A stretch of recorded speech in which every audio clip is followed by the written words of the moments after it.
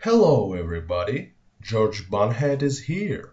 Today I have found very interesting and spooky creepipasta about my favorite game, Manhunt. It's called Blooddance. I'm going to read it, so take a seat and I hope you will like it. A lot of people know of the infamous video game Manhunt, released in 2003. It was highly controversial for the amount of gore and violence in it, and was banned in many places. It was later followed by an even more controversial sequel in 2007.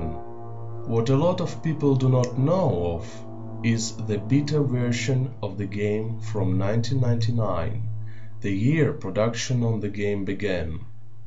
Rockstar Games was just starting work on Grand Theft Auto 3, but had in mind another game, which at the time was called Blooddance, a cheesy title which would later in production be renamed to Manhunt. A few years back, I worked at a GameStop a few minutes away from my apartment. I was really into video games and owned a lot of systems.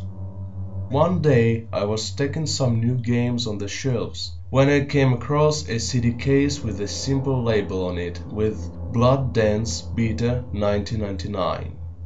I didn't know where it had come from, so I ended up bringing it home with me later that day. When I got home, I decided to check out what the disc was. I put the disc into my computer. It was the PC version of the game, and it loaded up. The opening looked a lot like the original opening, with the various gang members being shown. At the end of the opening credits, the title showed the original, however instead of the white Manhunt logo, it was replaced by a red Blooddance logo. This is where I knew right away that it was the Manhunt beta. The main menu came up. It looked completely different from the final version of the game. Instead of the original menu, it was just a simple menu with new game, options and quit. I picked new game, and it started up with a cutscene inside of a hospital with the camera-like static. It then panned over to a dark hallway with the beta version of Pixie, chainsaw in hand, walking down, slouching. Gameplay began here. A box came up on the right side of the screen giving basic instructions. Kill. I messed around with the controls a bit. The arrow keys moved Pixie, and the X key was the attack key. Those were the only controls. The hospital was abandoned, except for the people lying in the various hospital beds that you could enter and kill them. After killing what seemed to be everyone in the dark hospital, the game quickly cut to another static scene, which then turned into the scene completed menu. Still nothing quite out of the ordinary yet. The loading screen came up and it said Deliverance. I was surprised, as Deliverance was the final level in the actual game. The gameplay just abruptly started, and it was inside of Starkweather's attic, the location of the original Deliverance level. Suddenly, the game stopped. Fuck, I said out loud in disappointment. I went to bed after that, deciding to just try it again tomorrow. That night I had a nightmare that I was being chased by the beta model of Pixie. When I woke up, the abrupt minute I awoke, I could have sworn I heard a faint squeal of a pig. It was probably just my mind fucking with me, I said to myself. I looked over the clock next to my bed. 4 a.m. I tried going back to sleep, but I couldn't. I had to play the game. Lucky for me, I didn't have to work the next day. I got up and went back onto my computer. My apartment was almost pitch black. I never bothered to turn on the lights. I started up the game, and this time the menu displayed a new option, Continue. Thank God. I clicked it and it resumed right where it was the last time. The level was almost identical to the final version used in the actual game, however the graphics were a little reduced. It was an earlier version, what do you expect? The main objective was the same as last, kill. However, I couldn't find anything to actually kill.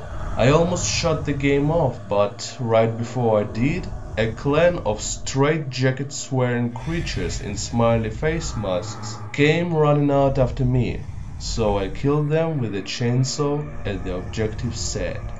The game shut off again. I got frustrated, so I stopped playing it. After a few days I had forgotten about it, until about a week later.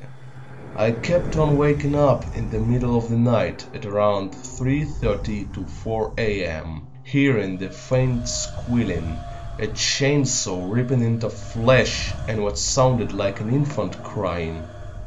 I thought I was going crazy. I kept on hearing voices in my head, repeating kill over and over again, just like the objective of the game. I finally took the disc and snapped it in half and threw it in the trash, hoping to never see it again. Everything went back to normal after that. I stopped waking up in the middle of the night to the sounds and I stopped hearing voices. A few months went by and I had completely forgotten the game. It was now February 2007. I went to work on a pretty normal day. A friend of mine who also worked at the store and I were discussing games when he brought up that Manhunt 2 was coming out. When I got home, I looked up the game, and what do you know? A few days earlier, Rockstar Games had officially announced the sequel to Manhunt. It was then that I noticed the Blooddance icon was still in my desktop. I clicked on it and, to my misfortune, the game started.